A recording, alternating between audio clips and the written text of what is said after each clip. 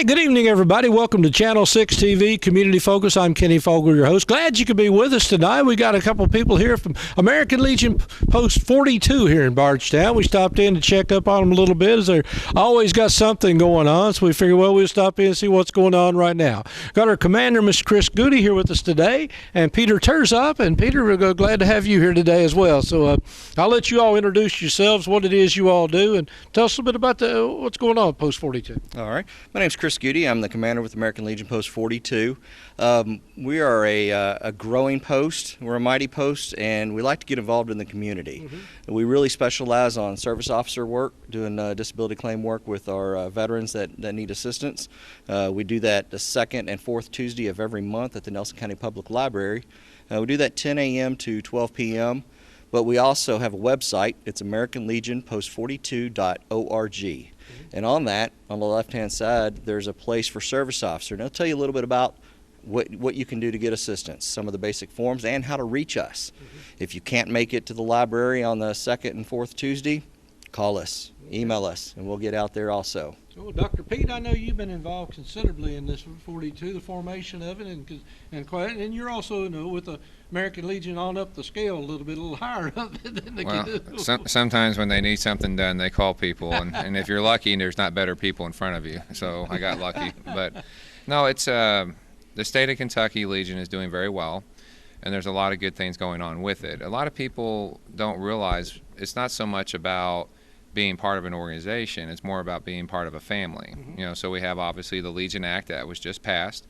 So basically any veteran who served from World War II on can join the family as a Legionnaire, as an auxiliary member. I knew they made some changes, but they were pretty vague. I mean, I read the Legionnaire magazine, and it didn't really go into a whole lot of detail on what the change, unless I missed it. The basics is anybody after World War II up can be part of the American Legion family. It's not really the wartime like it used to be before. There's a technicality to it. So, Korean War was never stopped. Right. So there's the technicality. So they basically extended it up. The Women's Auxiliary just recently made changes that if you are a female veteran and your husband wants to join the auxiliary, they can as well. That's that just came out. So what it was is that the only person or group of people that could not be part of the Legion was males of a female veteran. So they changed it. And then of course you have the sons, which are any male from a veteran service of multiple generations. Also, you have the riders. A lot of people don't realize we have a motorcycle organization, and they do a really good job of doing a lot of charity work. That's their focus. But they have to be a Sons Auxiliary or a Legionnaire member. So it's a lot of neat stuff going on at this time. So that's the thing about the American Legion. I know a lot of people don't even know what the American Legion is, even veterans. I think to a lot of degree, veterans don't take the time. And I noticed it's people are starting to notice a little bit more, because we had different organizations with the AMVETS and the VFW, but the American Legion has been around for well over 100 years, I suppose. I'm not exactly sure of the history of it, but I should know that, but I don't. This is our 101st year. 101st year, so that's what I'm thinking of, somewhere in that neighborhood. But you all got a lot of stuff going on. Like you said, community work, it's just, y'all stay pretty busy. I know I keep up with you on Facebook. Right. What's going on with you? We do. We just finished off a trunk or treat event. We had the Tuesday before Halloween. It was a very successful event. We had a few hundred kids come up and trick or treat, and it's good to be able to do stuff just to give back to the community. It was free, didn't charge anything. We're not looking out making money, but it was getting out and just giving back to the community. And more importantly, we were able to touch base with some veterans who actually needed help there. We have two of them that need to get assistance, so they're reaching out to me so we can work with them to help them out. That's the important part of it. Give back to the community, help our children and our youth, and help our veterans. Well, again, speaking of veterans, obviously next week is Veterans Day, and I know you all got a program going on. A lot of people pay attention a lot more to veterans and Veterans Day and that time of year. Obviously, we do it all year long, many of us involved in the veterans organizations, but Veterans Day is a little special. It is. And so what have y'all got going on with that? Dr. Pete, I'll let him talk about this one. Well, the nice part is, and I got to say this before we get started, is that because the Hearst, Martha, and Mark. I was looking at all these other names, I got confused. But they, years ago, they allowed us to use this facility. Right. And by doing that, that allows us to literally give all the money back. So I think we should always say thank you to them, because they're very kind to let us do these things here. And every dollar that they don't charge us in rent is that much more money we can give back to veterans. So I do want to make that clear. And they're just really nice people. Mark's a great guy. I don't Yeah. know Martha. I know Mark. Well, Good guy. They're I would great say she's people. better than Mark, but that's just my opinion. That's in my opinion. I don't If know. Mark's I'm listening, I will go along with that, and I don't even know her. just joking. But the big thing about what we try to do with Veterans Day is we make a commitment to kids, because we do a lot with Kentucky Boys State Yeah. and Girls State. We do a lot. We're just starting oratorical hopefully this year. And we try to promote the baseball. But beyond that, though, we're really big on kids' opportunities. So while it's nice to have veterans there, and it's nice to say, look, this is an important veteran, and they're going to do a speech, what about making future veterans? Right. What about showing kids, hey, maybe you're not going to be a veteran, but this is how we can support them? So what we do is we set up an agenda, which will be on the 11th of November, and it will, I would advise people to be there around 10:15, 10:30, because it kicks off at 11. And what we are doing this year a little different is because of weather last year, we got caught with the rain. So we're going to do it at my old Kentucky home. And why that's important is the American Legion put the flag post that's in front of the Welcome Center. That was the first one. The first one was put in 1924 in front of the house. And it was a governor of Stevie Ray's grandfather, descendant, long story with that. But he's a big supporter of Boys State. Yeah. So anyways, the kids were out there and they couldn't find the flag. So we went up to the main park. It took us 2 years. I always tell people I'd hate to see if they didn't want the flag back, but it took us 2 years. And we had a bunch of veterans. They did the fundraising. They did the concrete, the flag, everything. And we were able to come out. Lieutenant Governor Hampton was there, Secretary of State Grimes. Really nice showing. A lot of council people.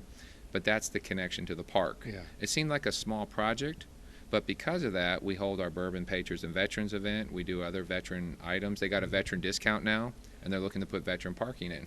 All right. So it's kind of neat. So the big thing is if something happens weather-wise, we can go inside. And then what we do is we really like to bring the kids in. So we work with Sean Robinson, who is a big band director. He's one of the rated band directors, as I understand. He did a really good job, but he's out of Boston. He's going to bring the choir as well. His wife runs the choir at my old Kentucky home middle school. So there's going to be about 120 kids there. And that's a lot of pizza, by the way. So we make the deal. We pay for the gas for the buses, and we pay for the pizza and the water.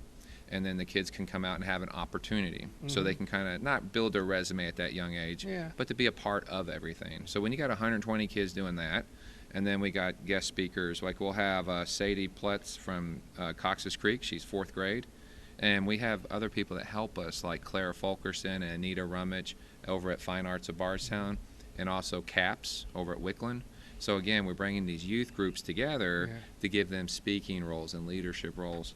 And then we'll have the Kelsey Mattingly doing the national anthem. And so that's pretty big for a young person to be, get in front of a couple hundred people. So that's pretty impressive. Coach Rowe has signed up to be the speaker for the city, so it's kind of nice. He's a veteran. He's with Air Force, I like that. Post 160. He's with Post 167. And then a guest speaker, Itzan Rojas, junior ROTC at the Nelson County. So they're really busy. So they had to kind of like carve someone out. Yeah. So that's pretty exciting. Yeah, they jump from school to school. They're moving on that day. Brooklyn Roller from Thomas Nelson will be a speaker. We like to have kids speak about veterans. And then there'll be songs throughout this, right?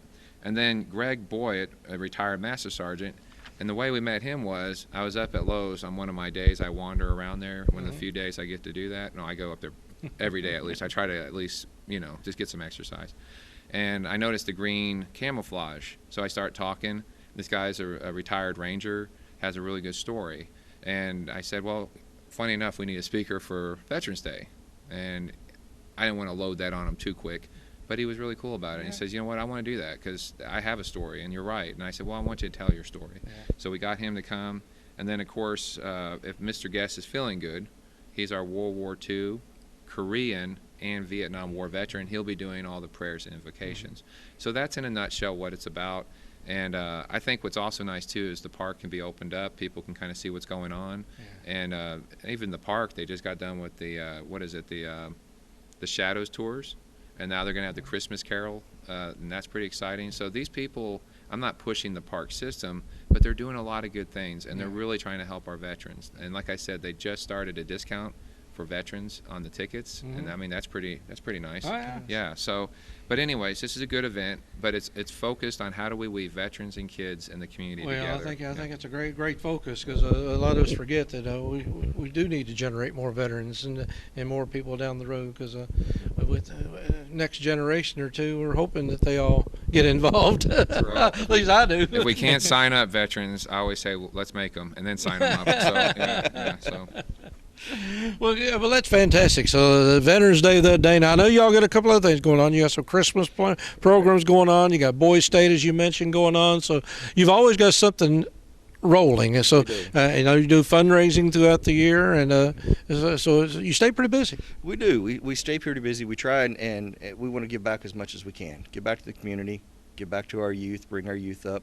And our veterans, help our veterans out. And Christmas, we're looking at putting together a little Christmas wonderland, so to speak. You know, get Santa out there, get some bouncies out there, some hot cider, and bring families together. Bring a place where the community come together. Veterans can come. Veterans, if they need assistance, they can come to us. But we really want to bring the community together. What you touched on just a second ago, and you said the word service officer. For those of us in the Legion and around, we know what service officer means.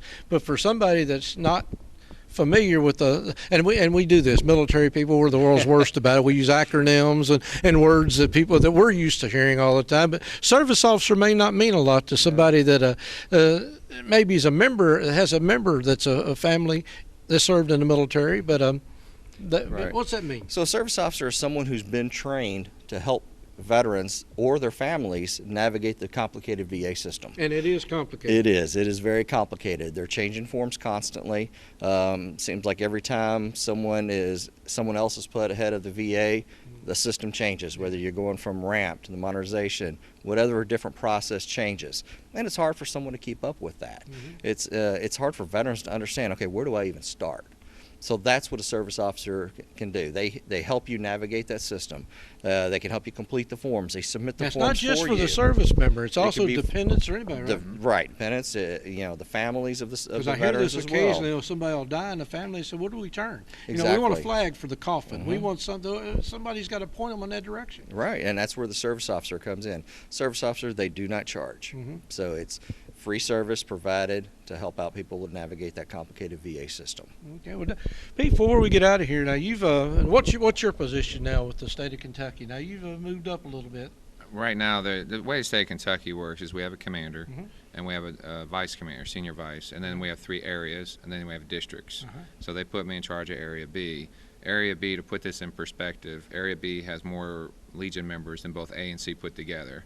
And we have 5 districts versus the 3 of each one. So together, we're a pretty large area. So there's a lot of traveling, a lot of dealing with stuff, membership programs and all that. I focus on events. I want to know, what are we doing as a Legion family to make it attractive? I know membership's important. I'm not trying to belittle that. Right. But the way I look at it is, if we have good events like trunk or treats and Wonderland and overseas deployments, we actually take a team that goes over to combat zones, Naval Station Guantanamo Bay, Cuba, England. I think Puerto Rico's on the list, and also the United Kingdom back on the list. So we like to take our teams over and help veterans across the world. So out of a little post, and we have really pound for pound I'd say one of the strongest posts in the state. We also have this recently, we got back from National. It's called the National Combined Youth Conference at the American Legion, and it's up in Indianapolis. We just got back, and Post 42 is almost like, if you will, a guardian of Boys State. In other words, we really embrace it. Not only does Chris work every weekend, and he sacrifices Friday and Saturday nights. That might just because I won't make any jokes. We'll leave it at that. No, but he does a great job, and we have Vivian Fleener and Janice and John Stover. I could list off Charlie Greenwell. We could just list off so many people helping, right? But what it basically means is that this small post and this small community actually is the headquarters of the larger state program for leadership and civic training for juniors in high school. But what was neat was there was this big chart that came out by National, and we were all sitting there looking at this big chart, and it listed every post or every department, and it went from red to blue, blue being bad, meaning not so good, red being hot. And I said, wow, there's 3 departments that are hot. I'm going to go see who those people are, and I'm going to steal their ideas, because that's what you do. You go to these conferences and say, what are you doing good that I can do to get my kids scholarships and the academy appointments and leadership? How do we make this the best possible? Because Kentucky's known for innovation. We're known. We are tip of the spear. Well, there was one that was super red hot. They had a 20-year high, and it was Kentucky. So our team is rocking. I mean, we have people like John Beach, who runs our supply. We have so many senior counselors that are, young and coming up, and Stevie Ray's our political advisor. So the point being is we don't teach Democrat, Republican. We teach what government should be, meaning how it runs. Exactly. I don't care what they think. We don't teach them that. We teach them how to think, not what to think. And I'm here to tell you, I don't care if a kid has a 2.0, a 4.5. I don't care if they're an athlete or academic, whatever. If they're a good kid and they want a great opportunity, our post, that's why we work every weekend to make that happen. So it's a really awesome program. All right. Well, Chris, before we get out of here, if somebody wants to know more about 42 and somebody wants to join Legion Post 42, where would they turn right now? Right now, they can call me and call my cell phone, 502-649-3351. Leave a message if I don't answer. I work during the day, or go to AmericanLegionPost42.org. That's our website. We also have a Facebook site. You can find us on Facebook at American Legion Post 42 as well.